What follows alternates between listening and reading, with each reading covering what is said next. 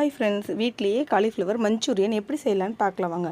நம்ம காலிஃப்ளவர் 65 போடுவோம்ல, அது மாதிரி கார்ன்ஃப்ளவர் மாவு, கொஞ்சமாக கடலை மாவு, உப்பு, கொஞ்சமாக இஞ்சி பூண்டு பேஸ்ட்டு இதெல்லாம் போட்டு நல்லா காலிஃப்ளவர் 65 போட்டு எடுத்துக்கோங்க. இப்போ நானும் எப்போதும் போல் காலிஃப்ளவர் 65 போட்டு எடுத்துக்கிட்டேன். அதே கடாயில் கொஞ்சமாக எண்ணெய் விட்டு வெங்காயம், இஞ்சி பூண்டு பேஸ்ட்டு இது ரெண்டையுமே போட்டு நல்லா வதக்கி எடுத்துக்கலாங்க.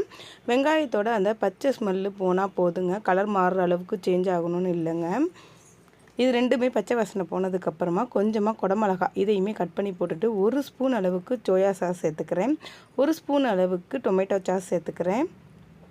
1/2 ஸ்பூன் அளவுக்கு சில்லி சாஸ் இது மூணையுமே நல்லா கலந்து விட்டுட்டு ஒரு 2 ஸ்பூன் அளவுக்கு கார்ன்ஃப்ளவர் மாவு எடுத்து நல்லா தண்ணி மாதிரி கரைச்சி வச்சுக்கோங்க. உங்களுக்கு எந்த அளவு தண்ணி வேணுமோ அந்த அளவுக்கு தண்ணி ஊற்றி இந்த மாதிரி கரைச்சி வச்சுட்டு நம்ம ஏற்கனவே எடுத்து வச்சுருக்க அந்த காலிஃப்ளவர் 65 இதில் போட்டு நல்லா கிளறி விட்டுருக்கோங்க.